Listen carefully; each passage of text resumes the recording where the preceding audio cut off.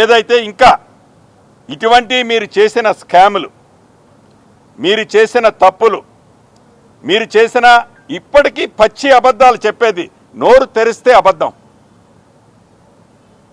ఏదైతే ఈనాడు మీరు వరంగల్ సభలో మాట్లాడిన దాని మీద చివరగా ఒక్క మాట చెప్పి నేను ముగిస్తాను.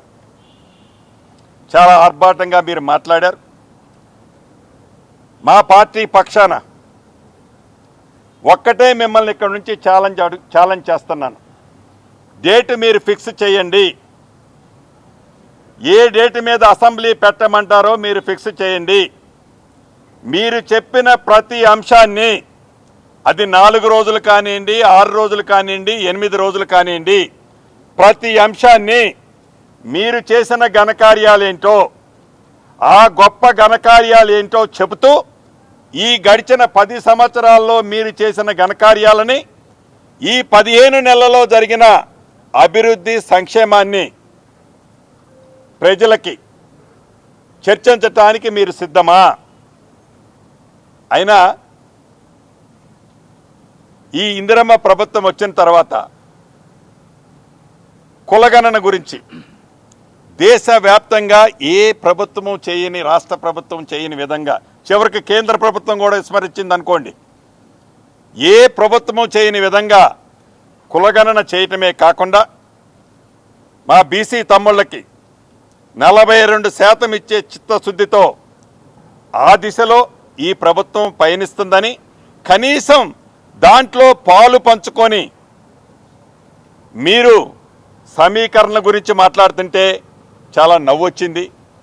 అదే రకంగా ఎస్సీ వర్గీకరణ కొన్ని దశాబ్దాలుగా గౌరవ మా సహచార మంత్రివర్యులు దామోదర్ రాజనరసింహ గారు, బట్టి విక్రమార్క గారు, ఉత్తమ్ కుమార్ రెడ్డి గారు, అదే రకంగా సీతక్క, పొన్నం ప్రభాకర్ గారు, వీరందరూ ఈ కులగణన కానివ్వండి, ఎస్సీ వర్గీకరణ కానివ్వండి, మా ఇందిరమ్మ ప్రభుత్వం చిత్తశుద్ధితో దేశంలోనే ఒక రోల్ మోడల్ రాష్ట్రంగా ఉంచాలని, మాటలతో కాకుండా చివరికి అసెంబ్లీ ఏది గ్రామ పంచాయతీ లోకల్ బాడీ ఎన్నికలను కూడా పోస్ట్ పోన్ చేసుకొని ఆ బిల్లు పాస్ చేయించాలని తాపత్రయంతో, చిత్తశుద్ధితో ఈనాడు పనిచేస్తున్నాం.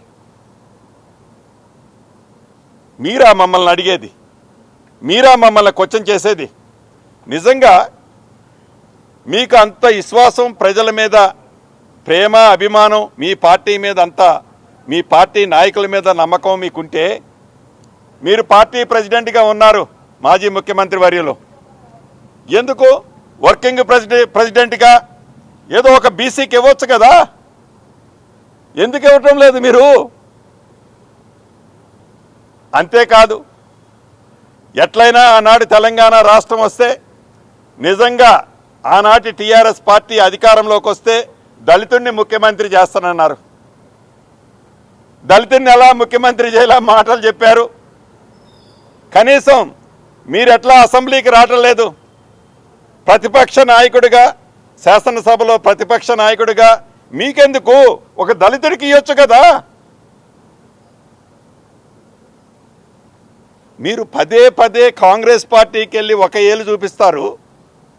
ఈ కాంగ్రెస్ పార్టీలో ఉన్న స్వేచ్ఛ, ఈ కాంగ్రెస్ పార్టీ ప్రజల కోసం పడే తాపత్రయం, ఈ ఇందిరమ్మ ప్రభుత్వం మీద ప్రజలకున్న నమ్మకం ఏంటో మీకు తెలుసు కాబట్టే మీకు ఎంత అభద్రతకు లోనై కడుపు నిండా విషం పెట్టుకొని, కడుపు నిండా అంటే ఏదే టేపితే బయటకు వస్తుంది అంటారే, అంతకంటే ఇంకొంచెం ఎక్కువ పెట్టుకొని పడికట్టు పదాలు కొన్ని వాడుతూ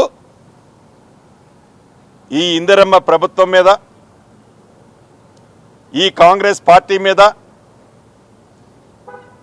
అసత్య ప్రచారాలు చేస్తూ, నిజాన్ని ఒప్పుకోలేకపోతే ఒప్పుకోపోయారు, అసత్య ప్రచారాలు చేస్తూ కాంగ్రెస్ పార్టీని బద్నాం చేయాలని మీరు ఎంత తాపత్రయపడ్డా, ఈ కాంగ్రెస్ పార్టీ పేదోడు పార్టీ, మీ కళ ఏదైతే ఉందో, మళ్ళీ నేను ఏదో అవుతానని పగటి కళలు ఏవైతే కంటున్నారో, ఆ పగటి కళను కూడా తెలంగాణ ప్రజలు కననిచ్చే పరిస్థితిలో లేరు అని మీరు గమనించాలి అని, సుమారుగా మీరు మాట్లాడిన 30-35 నిమిషాల స్పీచ్లో స్టార్టింగ్ నుంచి ఎండింగ్ దాకా నేను విన్నాను. తర్వాత మా సహచార మంత్రులతో మాట్లాడినప్పుడు వారు కూడా చెప్పారు, విన్నాము. మీ తాపత్రయం గబా గబా గబా ఆ సీట్లో ఎంత తొందరగా కూర్చోవాలి అని.